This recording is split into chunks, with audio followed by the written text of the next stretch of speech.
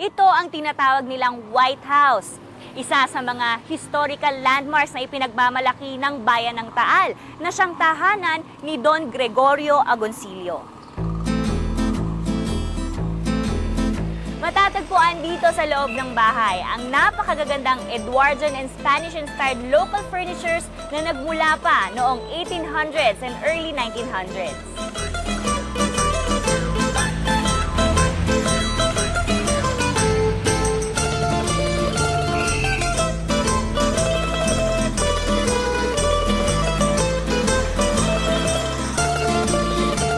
Sa loob ng tahanan ay mababakas ang karangyaan ng mga dating naninirahan dito.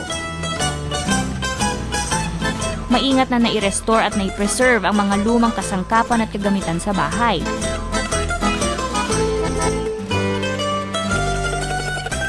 Ang mga estatwa at ilang kagamitan ay nagpapakilala na ang angkang nanirahan sa tahanang ito ay hindi lamang mga prominenteng tao sa lipunan, kundi mga bayani din ng ating lahi.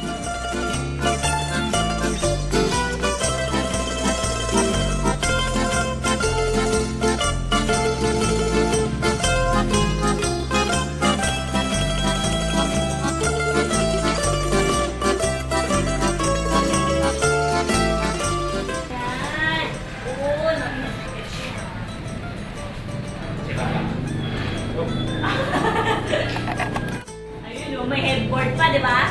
Kuya, parang maliit po. Pambata po ba to? Kasi parang maliit yung size niya. Pero kay Don Gregorio po ito, kuya.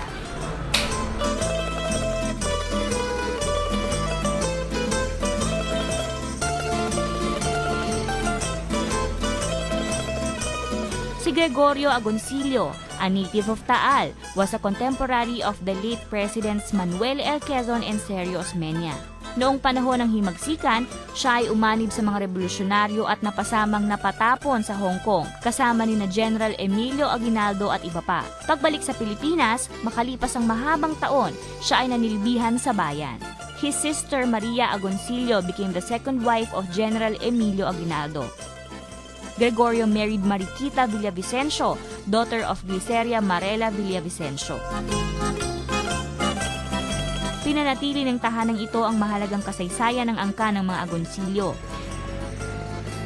Sa tahanan ding ito ipinanganak ang dakilang patriotikong si Don Felipe Agoncillo, ang tiyuhin ni Don Gregorio Agoncillo. Isang mambabatas na taga-Taal, ang matapang na sinagupa ang pang-aabuso at pagmamalupit ng mga Kastila noon. Siya si Don Felipe Agoncillo. A man of rare intelligence and admirable patriotism, Don Felipe is best remembered as a revolutionary hero, a statesman, and the first Philippine diplomat.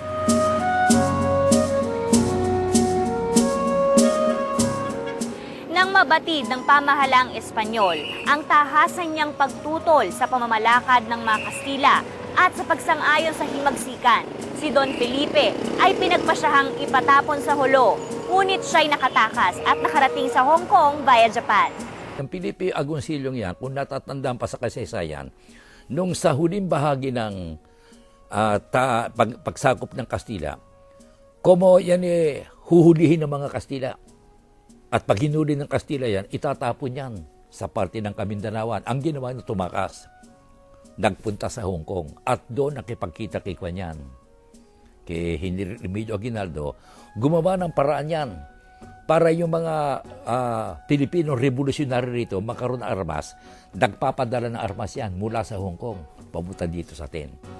He organized the revolutionary junta in Hong Kong and was eventually appointed by General Emilio Aguinaldo as a diplomat representing the Philippine Republic to the United States and to the Treaty of Paris in 1898. Si Don Felipe Agoncillo at ang kanyang may bahay na si Doña Marcela Agoncillo ay itinuturing na mga dakilang bayani na ipinagmamalaki ng bayan ng Taal. Si Don Felipe din ang naging kinatawan ng lalawigan ng Batangas nang isagawa ang First Philippine Assembly noong 1907. He also served as the Secretary of Interior under Governor General Leonard Wood.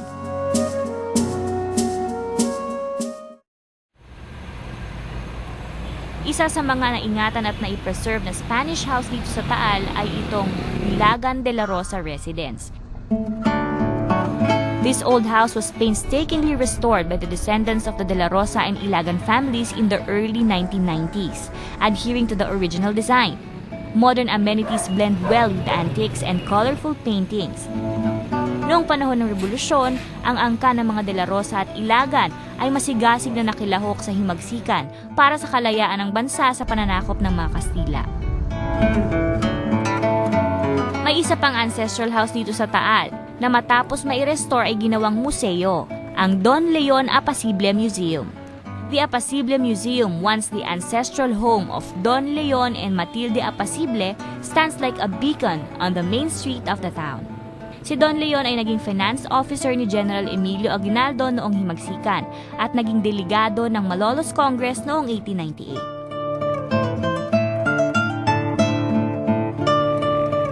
Ito ang tahanan ni General Ananias Jokno at ang edipisyong ito ay nagpapagunita sa atin ng kanyang kabayanihan noong panahon ng himagsikan at nagbibigay halaga sa kanyang naiambag sa kasaysayan ng bansa. Tubong Taal yan. Kung paano Tubong Taal sila Agoncillo, mag-asabang Agoncillo, Tubong Taal Batangas din yan. Yan ang unikong Pilipinong general na taga Taal Batangas. At pagkatapos yan, yan pa ang nagtatagumpay na ang labanan natin. May mga Kastilang nakikipaglaban sa Kabisayaan. Yan pa ang nagdala ng expeditionary force natin ng mga hukbong Pilipino at nilusob ang mga Kastila doon. Yan si General Ananias Jokno. Isa pa sa ipinagmamalaki ng mga anak ng Taal, si General Ananias Jokno ay isang matapang na general noong panahon ng himagsikan. General Ananias Noblejas Jokno was the only Tagalog general to lead a full-scale military expedition to the Visayas against the Spanish forces. Ang kagitingan at katapangan ni General Ananias Jokno ay ipinagpatuloy niya hanggang sa pagsiklab ng Filipino-American War.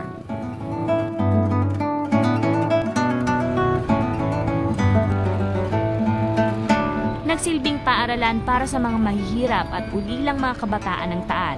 Ang Eskwela Pia ay isa sa mga natatangi at makasaysayang edipisyo dito sa bayan ng Taal. The Eskwela Pia was originally constructed in 1853 and became home of the Colegio de la Sagrada Familia, which was a school dedicated to the moral formation of the youth, na isa rin sa mga itinatag ni Doña Gliceria Marela Villavicencio. Ang tahanang ito ay ginagamit ngayon bilang cultural center ng bayan ng Taal. Pamilyar ba kayo sa isang historical event na madalas i-depict sa telebisyon at sa pelikula na ipinapakita ang isang babae na nagtatahi ng bandila ng Pilipinas?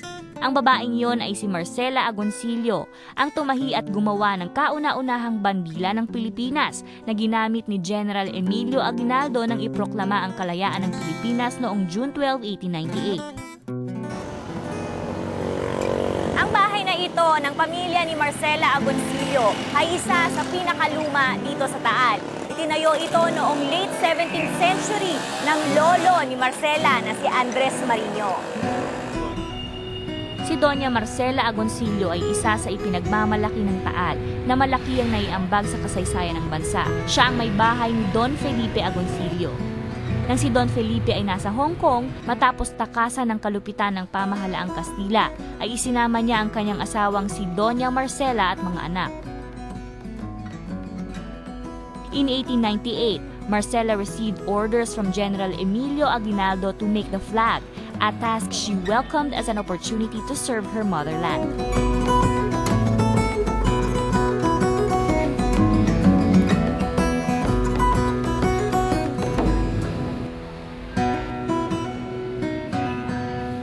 Mula sa disenyong pinagpasyahan ni Aguinaldo, sinimula ni Marcela ang pagtatahi sa bandila, katuwang ang kanyang anak na si Lorenza at ang pamangkin ni Dr. Jose Rizal na si Delfina Natividad.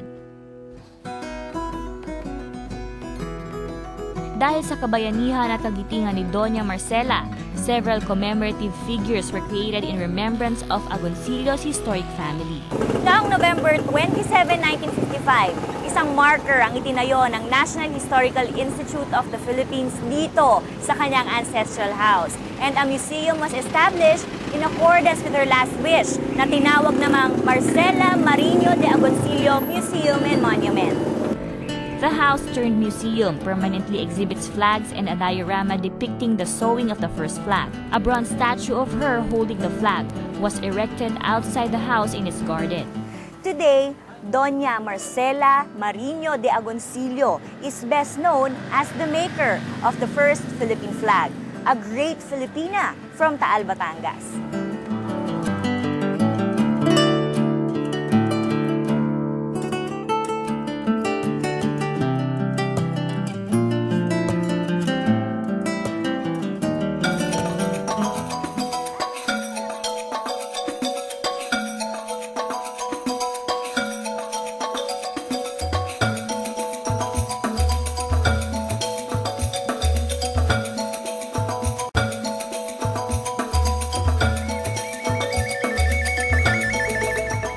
A visit to the town of Taal, Batangas is an experience that takes you to a Spanish colonial town in the late 16th to early 20th century in the Philippines. Matatagpuan at mababakas mo sa Taal ang mayamang cultural heritage of an illustrious past na naipreserba sa kabila ng modernisasyon at pag-unlad that has overtaken other towns in the country. Pagpasok pa lamang sa kabayanan o poblasyon ng Taal ay talagang mamamangha ang sinuman sa larawan ng bayang ito. You are greeted with rows of century-old ancestral stone houses or bahay na bato the moment we enter this rustic town. Pakiramdam ko parang bumalik tayo sa panahon ng ang mga Kastila ay narito pa sa Pilipinas.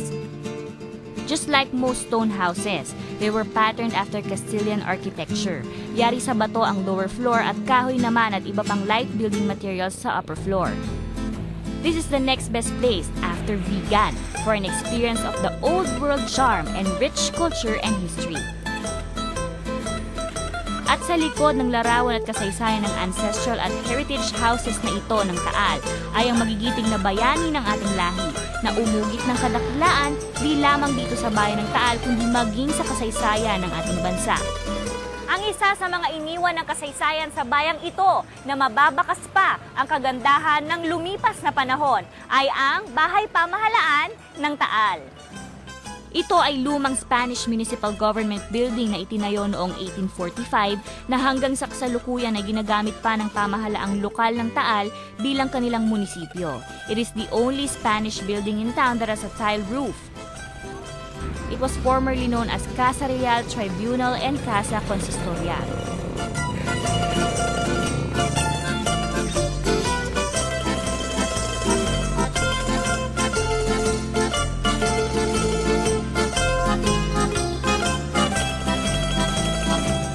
Ang marangyang tahanang ito ay nagpapaalala sa atin ng kabayanihan at kadakilaan na mag-asawang Don Eulalio at Doña Gliceria Villavicencio na mga magigiting na anak ng Taal.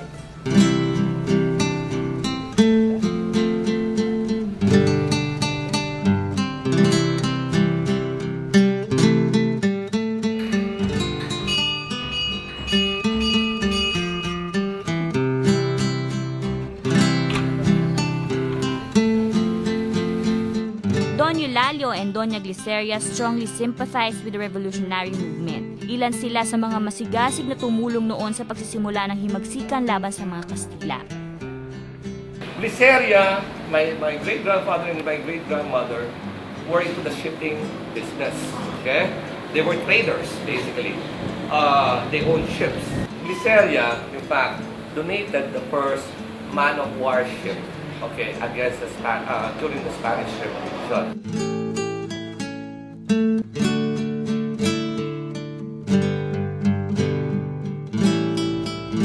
Sinong mag-aakala na hanggang sa kasalukuyang panahon ay naipanatili at naipanumbalik ang dating ganda at rangya ng tahanang ito ng mga Villavicencio para muli nating makita at maramdaman ang panahong lumipas.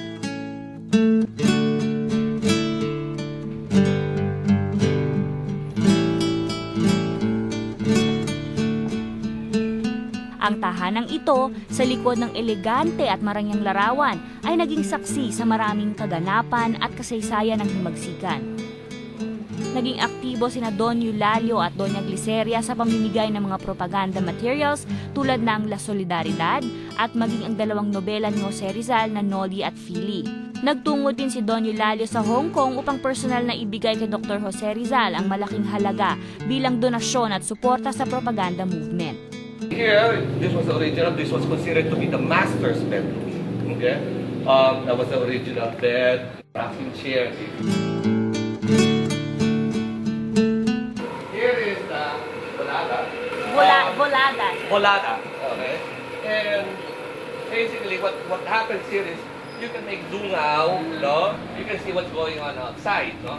In fact, if somebody knocks on your door, okay, this is where the main door is, no? Somebody knocks, make dungaw, you want him to enter, you open the door, Oh! here, okay? And then he can push the door open, okay? If you don't want him to enter, you just don't open it. This is the antesala. This is the receiving area. For the important people, the less important people would wait in the saguan. Oh, okay. Okay? Dahil sa kanilang pagsuporta sa revolusyon, natunugan ng mga Kastila ang revolutionary activity sa tahanang ito. Hinuli at ikinulong si Don Eulalio sa Old Bilibid. Inalok ng mga Kastila si Doña Gliceria na magsalta at magtapat lamang tungkol sa katipunan ay pakakawalan ng kanyang asawa. Bagamat mahal niya ang kanyang asawa, ngunit hindi naman niya kayang magtaksil sa layunin ng himagsikan. Sinikap ni Doña Gliceria na itakas ang asawa sa kulungan sa tulong ng mga revolusyonaryo. Ngunit minabuti niyang wag nang gawin alang-alang sa kaligtasan ng mga katipunero. Nang sumiklab ang himagsikan laban sa mga Kastila at maging sa panahon ng Filipino-American War, isa si Doña Gliceria Marela de Villavicencio sa tumulong sa mga revolusyonaryo sa pamamagitan ng pagbibigay suporta at gamit para sa pakikidigma. Isa si Doña Gliceria sa nagtatag at sumuporta sa Batalyon Maluya, isang hukbo ng mga katipunero na nakidigma sa mga Kastila dito sa Batangas at sa Karatig Probinsya. Sumidhi ang damdamin at layunin ni Doña Gliceria na lumahok sa himagsikan dahil sa pagkamatay ng kanyang asawang si Don Eulalio Villavicencio na kinulong dahil sa pagsuporta sa katipunan at sa revolusyon. Ang Casa Villavicencio ang naging punong himpilan ng mga katipunero noong panahon ng himagsikan. Ang isa sa pinakadakilang naiambag ni Doña Gliceria sa himagsikan ay nang ipagkaloob niya ang kanilang barko na bulusan upang magamit sa revolusyon, sa paghahatid ng mga sundalong katipunero, sa pamumudmod ng mga armas, ng pagkain at mga gamot sa panahon ng digmaan. Ito ang tinuturing na kauna-unahang warship na ginamit noon ng mga Filipino sa panahon ng himagsikan.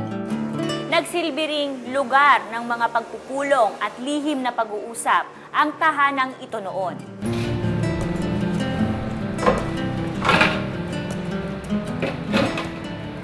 Among the famous revolutionaries who have attended secret meetings in the house were Andres Bonifacio, Miguel Malvar, and Felipe Calderon. Ang Casa Villavicencio ay ang ancestral house ni Don Eulalio. Ngunit isang bahay pa ang kanyang ipinagawa bago sila ikasal ni Doña Gliceria. As a wedding gift to his wife Doña Gliceria, Don Eulalio built another house beside the Villavicencio ancestral house, which was connected by a covered bridge. This is where the bridge was connected both houses. Okay? If you go to the other house, you'll see how it connected. Because they have the same thing here.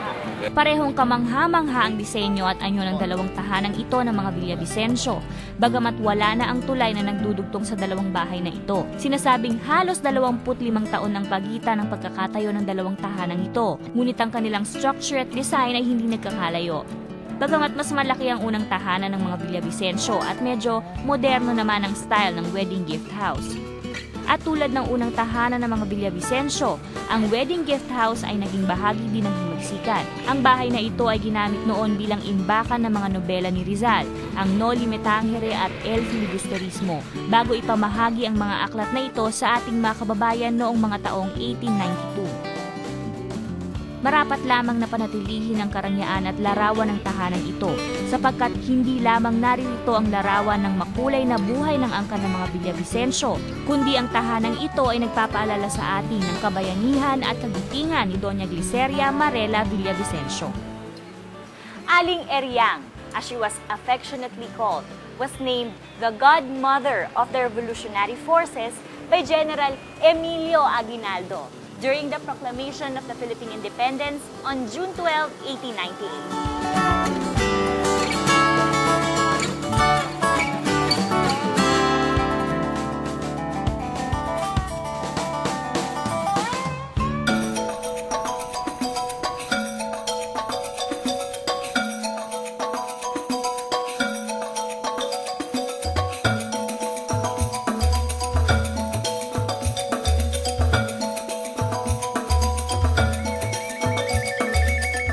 Nandito po tayo muli sa part ng ating episode kung saan magbabasa tayo ng ilang mga mensahe mula sa inyong mga Landmarks viewers. Unahin po natin mula kay Gen Morta Tuban. Ang sabi niya, sa tuwing nanonood po ako ng Landmarks, parang gusto ko din po maging part. Gen, alam mo para naman sa amin dito sa Landmarks team ay napakalaking parte na ninyong lahat ng mga viewers dahil kayo ang inspirasyon namin sa paggawa namin ng bawat episode. Kaya naman pinagbubutihan namin ang mga shots, pati yung lahat ng pagtuklas namin ng kung ano-anong mga bagay tungkol sa mga lugar dito sa ating bansa. Kayo ang inspirasyon namin, kaya huwag ka mag-alala dahil talaga namang parte ka na ng Landmarks eh. Mula naman kay Ian Reyes ng Bacoor, Cavite. Sabi niya, hello Faye and Katotoy. Taga-subaybay kami ng Net25 shows, lalo na ng Landmarks. No other historical show here in our country like Landmarks does. Para na kaming nakakapamasyal at halos malasahan na namin ang mga lutuin na itinatampok sa bawat lugar. Natutuwa kami kapag ikaw ay kumakain na. Sana tumagal pa kayo at ma-feature nyo lahat sa ating bansa. Thank you very much sa iyong pag-appreciate sa Landmarks. At naku, pasensya na po kayo kung medyo pag kumakain ako marami akong kinakain, medyo nagmumukha na yata akong matakaw sa TV. Kasi naman, ang sasarap talaga ng mga pagkain na natitikman ko. Huwag kayong mag-alala. Pag dumalaw naman kasi kayo doon sa mga places na pinupuntahan namin, sigurado naman akong hindi nyo rin palalampasin yung mga pagkain na yon. Kaya, good luck din sa inyong paghahanap pa ng ibang mga lugar dito sa Pilipinas. Sana mapuntahan nyo rin po ang lahat na pinupuntahan namin. At sana patuloy nyo rin pong panoorin pa ang Landmarks. Mula din kay Diana Credo Matel, sabi naman niya, napanood ko yung show nyo about Death March and I've seen yung mga past episodes tungkol sa mga historical sites. I've been to Bonifacio Shrine in Maragondon, Cavite. Sobrang na-amaze ako sa lugar na nasa gitna ng mga bundok. May isang lugar na napakahalaga pala sa history ng Philippines. It is where Bonifacio died. Para naman kay Diana, thank you sa iyong pag-share ng experience mo dyan sa Maragondon, Cavite. Sana nga po, gayahin nyo tong si Diana. Yung mga pinupuntahan nyo ring mga landmarks, i-share nyo rin sa amin sa Facebook para naman mapuntahan din namin yung mga hindi pa namin napupuntahan, di ba? Share lang nga kumbaga.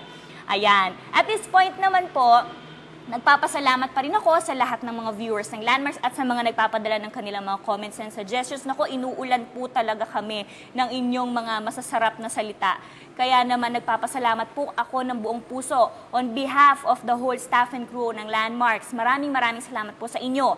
At ngayon naman, ibinabati ko po ang aming direktor at ang kanyang asawa, si Ate Jean Malga po, at aming direktor na si Mr. Nestor Malga po Jr. dahil sumapit ang kanilang 18th wedding anniversary. Naku, congratulations po.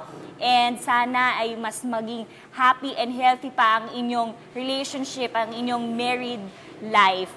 At bilang panghuli po ay hello kay Miss Cristina Matienzo ng Quezon City. Hello po sa inyo at maraming salamat sa inyong linggo-linggong pag-aabang sa Landmark. Sabi nga po ninyo ay lagi ninyong pinapanood ang aming palabas. Thank you very much po sa inyo at sa inyong...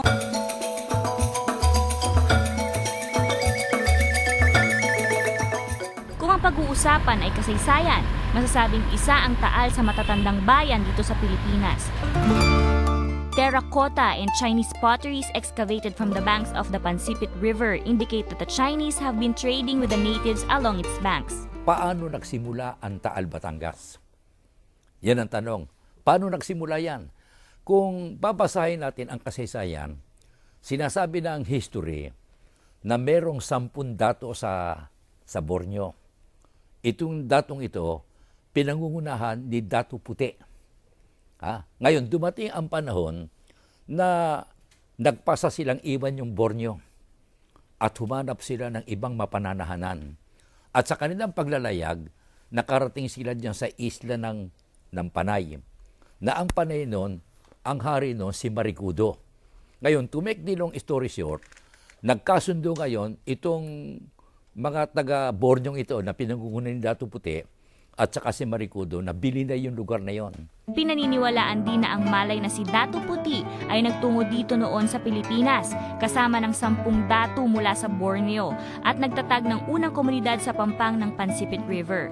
Iniwan nila doon si Dato' Dumangsil at Dato' Valenzuela na nagtatag naman ng pamayanan sa tabi ng Taal Lake. Pagdating niya sa Batangas na yan, naghanap sila. Ang kanilang ipinasa sa nakita nila na doon naman nirahan yung bayan ng Taal. Yan, nasa bayan sila ng Taal. Ngayon, kaya nila tinawag na Taal yan, sapagat doon sa Taal Lake, merong ilog doon sa Pansipit. At may mga nakatayong punong kahoy doon na kung tawag Taalan.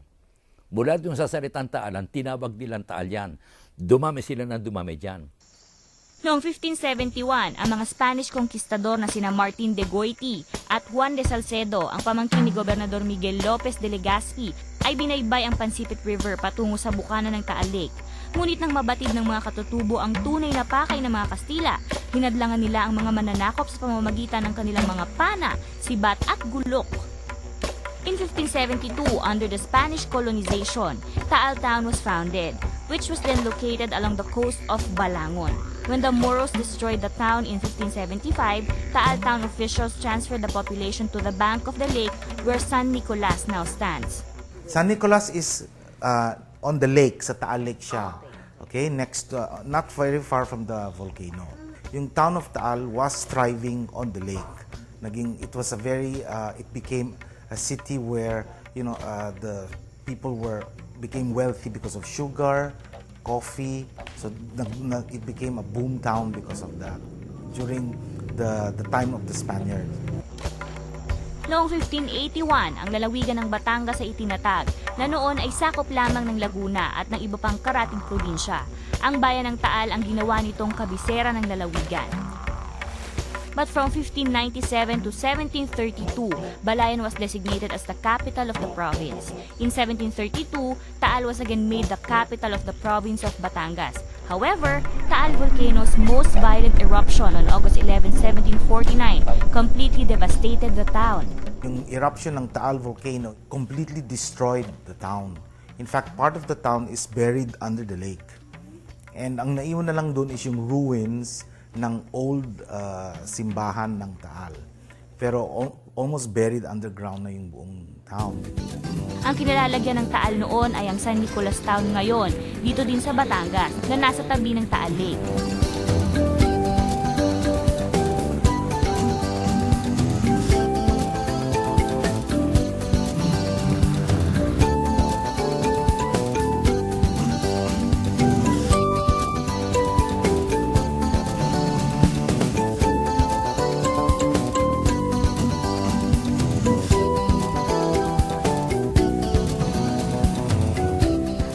Lalagyan ko ngayon ay ang natitirang ebidensya na ang bayan ng Taal noon ay nasa San Nicolas. Ito ang natitirang ruins ng dating simbahan ng bayan ng Taal na siyang natabunan dahil sa pagsabog ng bulkan. At dahil nga sa pagsabog ng bulkan, ang mga tao dito noon ay lumikas papunta sa kasalukuyang lokasyon ng kanilang bayan ngayon sa takot na maranasan nilang muli ang lupit ng pagsabog ng bulkang Taal. This is the reason why Taal is not in Taal. Ito ang dahilan kung bakit ang bayan ng Taal na madalas may associate sa Taal Volcano at Taal Lake ay malayo ang nalalagyan ngayon sa dalawang sikat na landmarks na ito. During that eruption, nagtakbuhan yung mga tao dito sa mataas. So, ever since then, dito na sila nagsettle. And then they still carry the name up here. So actually, itong bayan na ito ng Taal ngayon is overlooking Balayan Bay, not Taal Lake. Dahil sa paglipat na yon ng bayan ng Taal sa ibang lugar, inalis din ang pagiging kabisera ng lalawigan ng Batangas at inilipat sa Batangas City hanggang sa kasalukuyang panahon. Sa Sa paglipas ng panahon ng mga dekada at mga siglo, mula sa pagkalugmok sa bagsik na dulot ng pagsabog ng bulkan, ang bayan ng Taal ay nagsikap na bumangon at muling itaguyod ang bayang minsang binura ng kalamidad. Dala ang pangalan mula sa inalisang lugar, ang Taal ay muling nabuhay at umunlad at umugit ng mga kasaysayan at larawan na hanggang sa panahong ito ay ibiniyaya sa atin upang ating mabatid at mamasdan ang kagandahan ng panahong lumipas.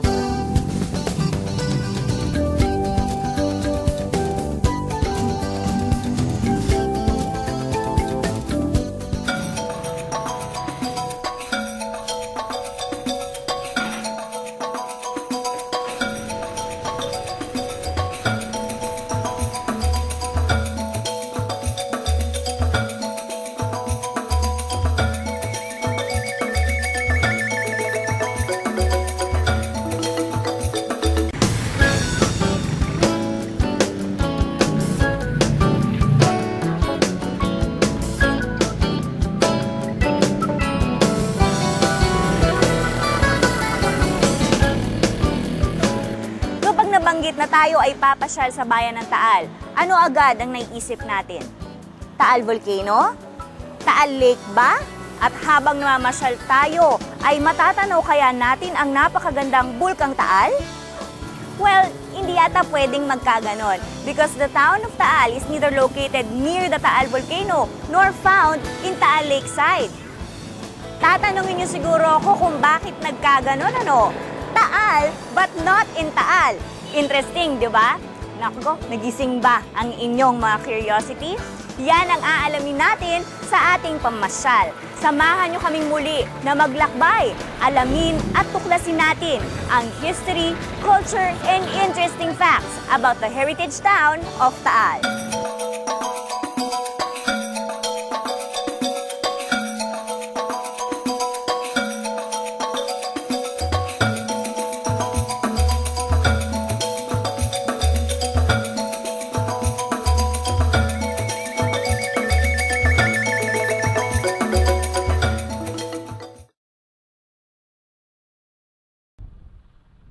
Ang Taal ay isa sa mga bayan ng lalawigan ng Batangas which is always associated with the famed Taal Lake and Taal Volcano.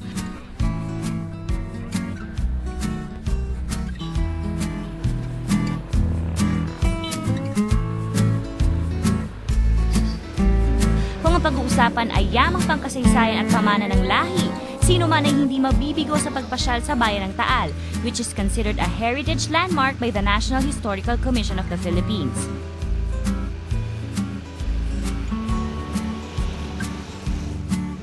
Taal has numerous historical landmarks and cultural treasures that offer excellent refuge from the strain and stress of urban existence.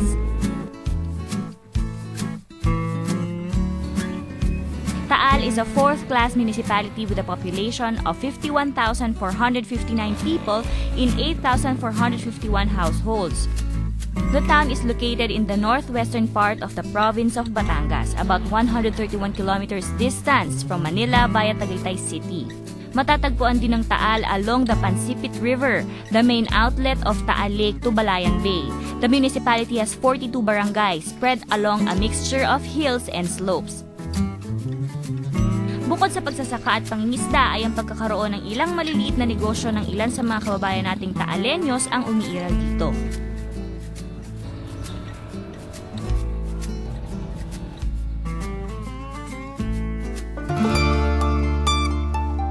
Mula pa noong panahon ng Kastila, ang mga Taalenos ay pagsasaka at pangingisda na ang pangunahing hanap buhay at kinabubuhay. Ang pangunahing produkto ay asukal, which was made through the use of crude sugar milk called trapeche.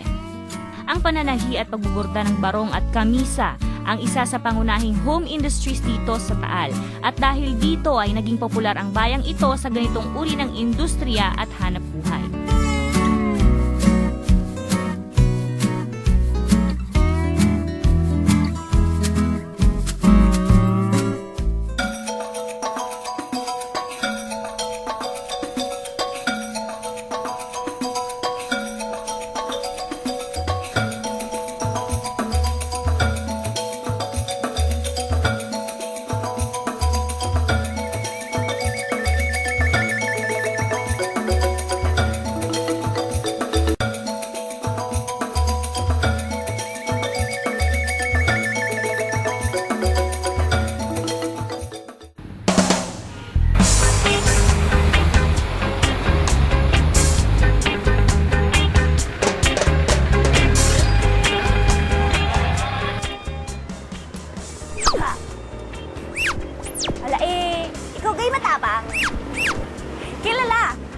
Batanggenyo bilang matatapang at hindi daw umaatras sa laban at sinasabing laging handa anumang oras. Kaya nga sabi nga nila, lagi daw bit-bit ang kanyang balisong sa kanyang bewang kahit saan siya pumunta. Kaya ngayon, ito, nandito ako sa isang balisong shop kung saan nagtitinda sila ng mga balisong. Gusto niyo bang malaman kung paano ginagawa ang mga balisong? O sige, tara na. Puntahan natin ang pagawaan ng balisong nila.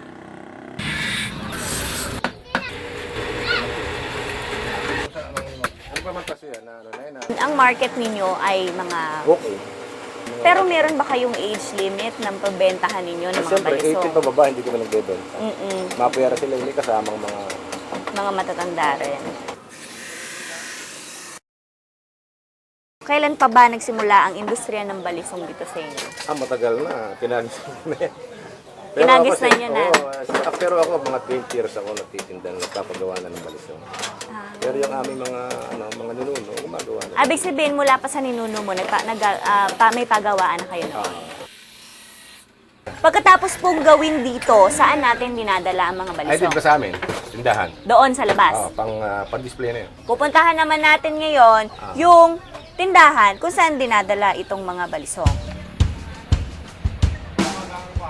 Taal, Batangas is also known for having 29 or balisong, a knife made of steel with really fascinating handles. Ang balisong, mas kilala sa ibang bansa sa tawag na butterfly knife or fan knife, is a folding pocket knife with two handles. It is sometimes called a Batangas knife. Hindi masyadong malinaw kung saan galing ang salitang balisong, pero sinasabi ng mga Batanggenyo na ito ay nagmula sa Tagalog words na baling sungay. Bali means broken or folded, at sung ay unang baybay naman ng salitang sungay, as they were originally made from carved carabao and stag horn. Dito sa Rivera sa Balisong, hindi lang daw mga balisong na sinasabing ang deadly weapons ang tinitinda dito. Meron din sila ditong balisong na pwedeng makabuhay, pero hindi makabuhay ng tao kundi makabuhay ng sasakyan. Kasi pwede nyo siyang gamiting duplicate ng inyong mga susi. At meron din sila ditong balisong na suklay. O, di ba? Ayos, di ba? Mula pa noon hanggang ngayon ay tatak na ng Taal ang paggawa ng balisong at isa ito sa pinagkukunan ng kabuhayan ng mga taga-Taal. Marahil ay singtanda na nga ng bayang ito ang industriya ng balisong na umiiral pa rin dito sa Taal, Batangas. At ang katunayan ay ito nga, inabutan pa namin ang ilan nating kababayan na hanggang ngayon ay paggawa pa rin ng balisong ang ikinabubuhay. Ang Batangas, kilalang kilala bilang Balisong and Baron Tagalog, capital of the Philippines. At ang lalong ikinabantog niyang Taal, nariyan ang mahusay namang mambuburda.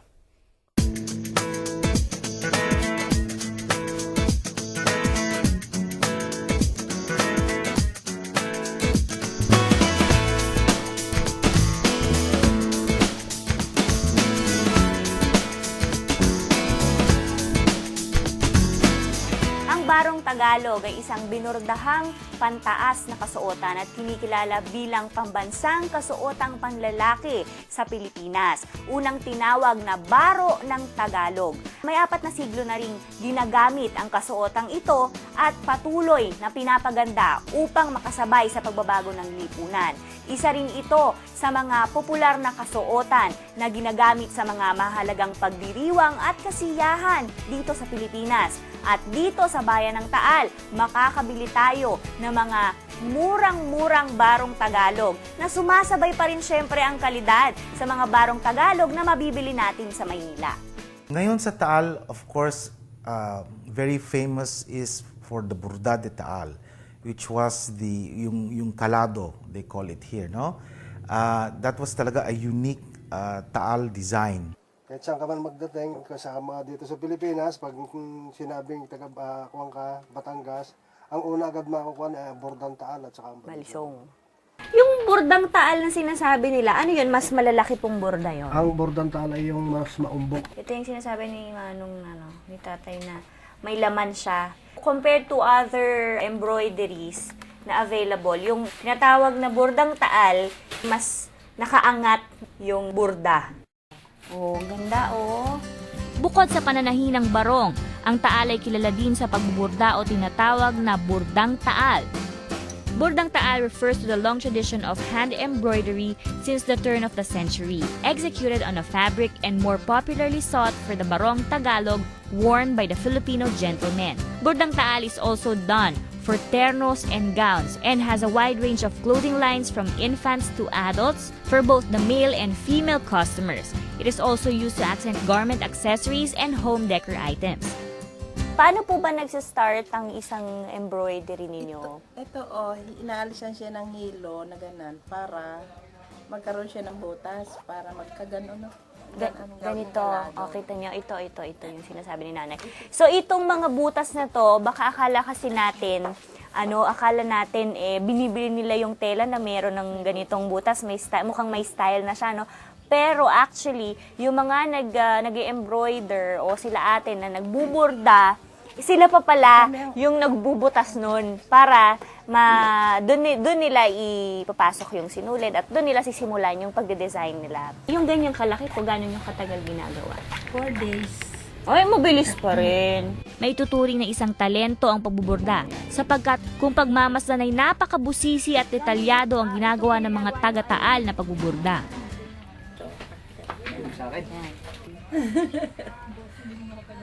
Pwede na. Pwede na ba ako? Hindi ako pasado kay nanay eh. Okay lang yun. Sadyang ganun pagka nag-aaral. Opo.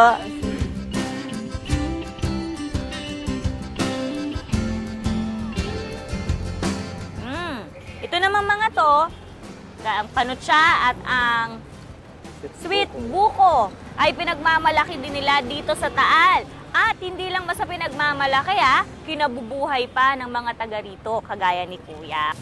Okay. Tama ba ako? Tatlo. Okay, thank you, Kuya. Thank you. Dito sa Taal Public Market, dito makikita kung bakit ang heritage town na ito ay tinawag sa maraming bansag at katawagan. From Balisong to Barong Tagalog and Burdang Taal, from food treats and delicacies to masarap na pagkain at putahe. Kapansin-pansin ang maraming stores ng mga barong at gown sa bawat sulok ng palengke. Iba't iba ang styles at gayon din ang kulay. Maraming mapagpipilian. At sa mga nagnanais na makabili ng maganda at affordable na gowns and barongs, tsak na di magsisisi ang mamimili sa pagpunta dito sa Taal.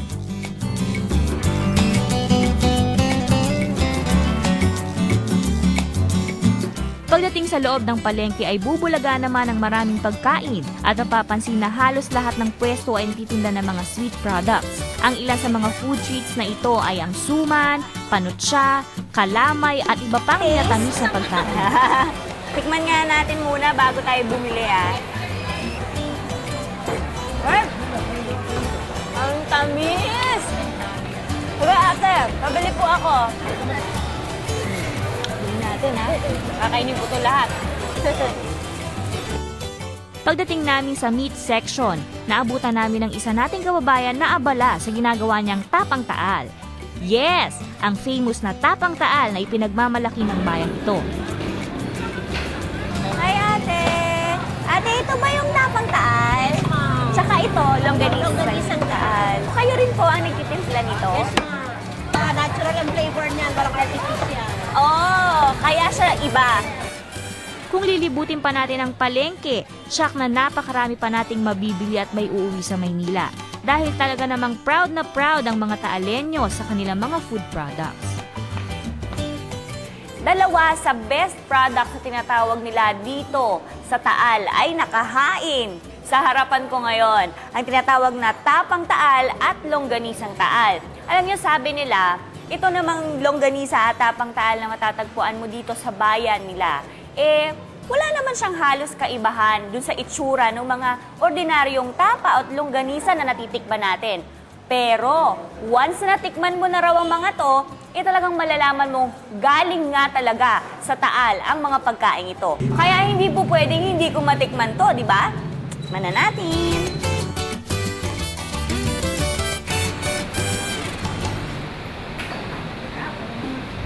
Makakatikim naman tayo ngayon ng isang dish o yung Pinoy dish na kakaiba ang pagkakaluto. Ito ang tinatawag na adobo sa dilaw. Tutulungan tayo ni Chef Obet ng Don Juan Barbecue kung paano ba pine-prepare itong adobo sa dilaw dish. O, game, Chef. Okay, Hanap sir. po natin. Maglalagyan po natin muna siya ng mga paminta. Sunod po ang ating rock salt. Ang ating powder, luya na dilaw, na ginawang powder lang. Susunod na natin ang ating suka. Ako nakakita nito. So ito, medyo Pero hindi narinig natin. chili finger, ah. Uy, kala nyo marunong ako magluto, no? Okay ba, Matitikman niyo Chef? na po ang... Mga ilang minutes lang, hintayin natin, lalagay na natin tong natirang marinate natin Yes. kanina. Yan ang Tapos, pinaka-secret. tapos na tayo. Kakain na tayo ng adobo sa dilaw. Okay.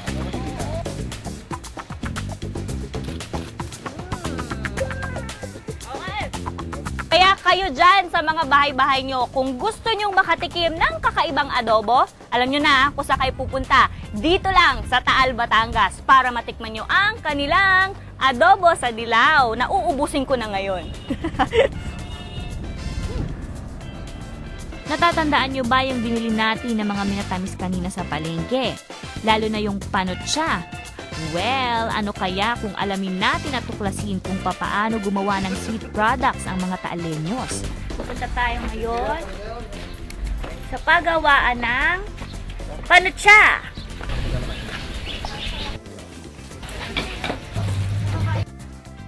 Ito po siguro yung unang step, no, sa paggawa natin ng panutsa. Ano pong ginagawa nila dito? Lagyan mo ng tubig, baksukan, tapos i-apply. Unahin muna yung lahat ng liquids bago ilagay yung mani. Tapos halo-halo lang po. Amoy matamis na matamis.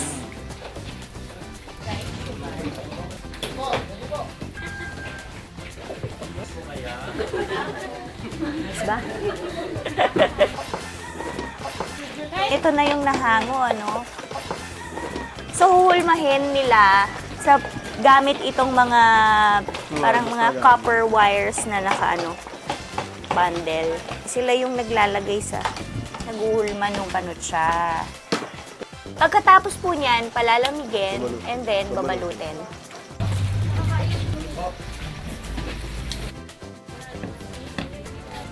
Yan! O, matapos natin tikman ng iba't ibang putahe o ulam dito sa Taal, kagaya ng tapang Taal, longganisang Taal, adobo sa dilaw, at kung ano-ano pang napakasasarap na pagkain. Aba, syempre, dapat meron din tayong dessert, di ba? At isa yan sa pinagmamalaki nitong Taal dahil marami rin sila ditong mga sweet delicacies na available para sa ating lahat. Tulad ng suman, ng kalamay, at ang pinakahuli, yung napakasarap na panutsa. Ito yon. O ate, magbalot na tayo ng panutsa.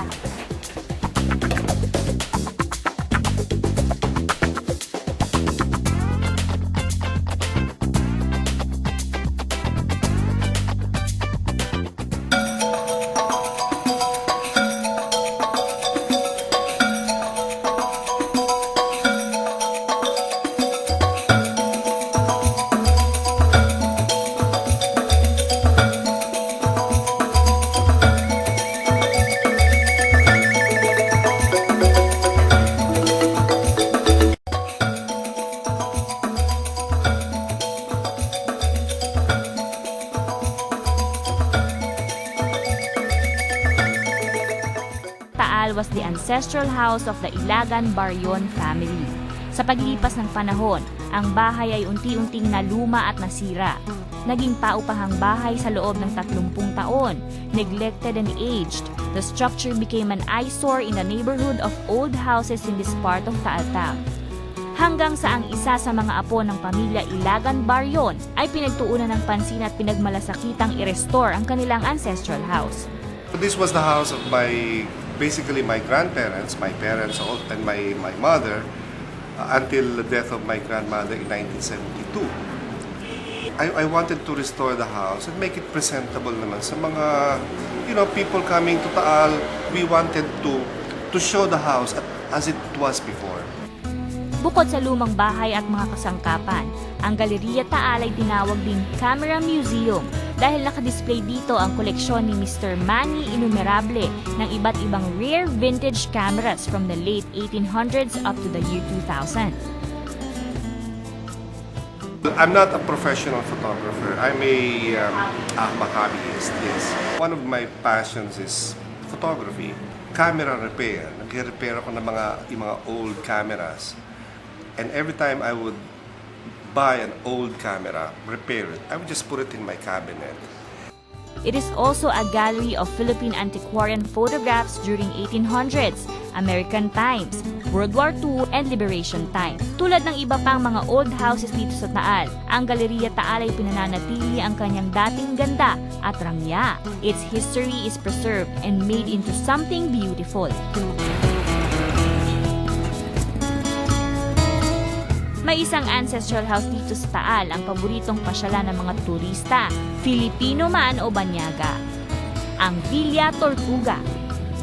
Dito daw kasi sa bahay na ito ay di lamang natin makikita ang loob ng lumang bahay at kasangkapan, kundi ma-experience din natin kung papaano buhay ng nakaraan.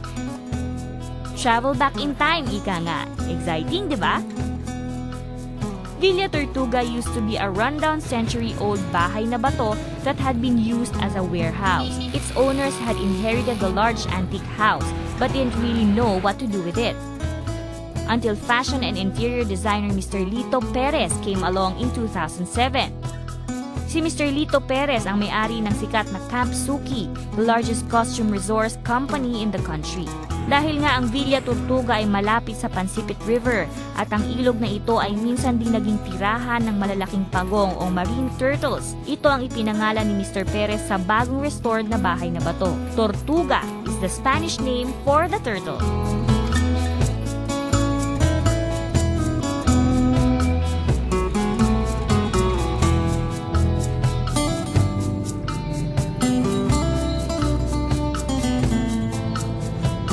Lamang museo ng lumang panahon, ang Villa Tortuga ay nagsilbing extension ng studio ng isang movie outfit o kaya naman ay photo studio kung saan ang mga artista at modelo ay maaaring magbihis at gumayak na tulad ng ating mga lolo at lola noong panahon ng Kastila. Ika nga, relive the colonial experience.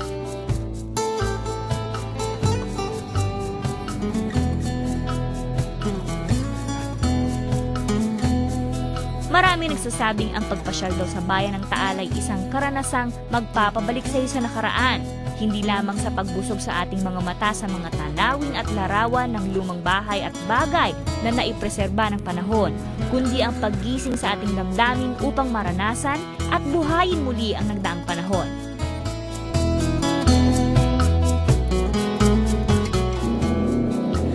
Ang karilagan at kagandahan ng panahong lumipas ay nagpapasidhi sa damdaming gunitain at panumbalikin ang alaala na nagdaan.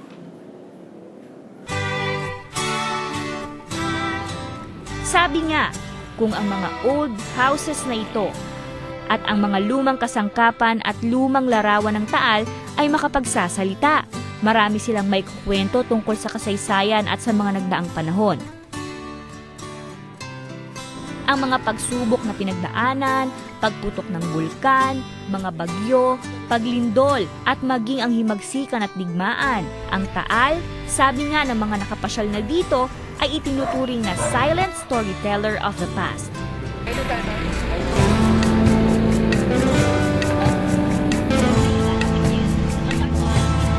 Ang Taal ay isa lamang sa mangilan-ngilang dako sa Pilipinas, kung saan ang kasaysayan, kultura at kayamanan ng ating lahi ay naingatan, napreserba at napanatili para sa kasalukuyang panahon.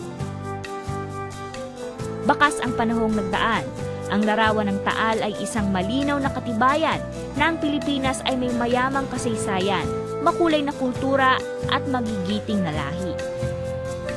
Ang paglalakbay sa heritage town na ito ng Taal ay isang bagay na hindi lamang nagbigay sa atin ng kasiyahan, kundi pumukaw sa ating kamalayan ukol sa kabayanihan at kasaysayan ng ating bayan.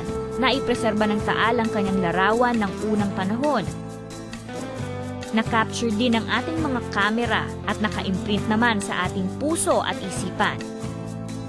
it is worth a visit, as well as worth preserving for the next generations to come.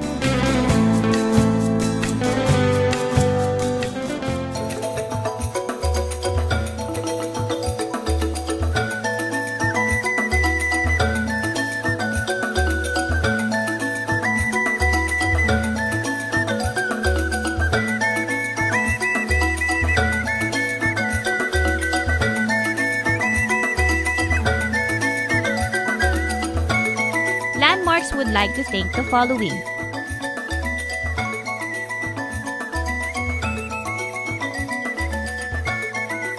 And special thanks to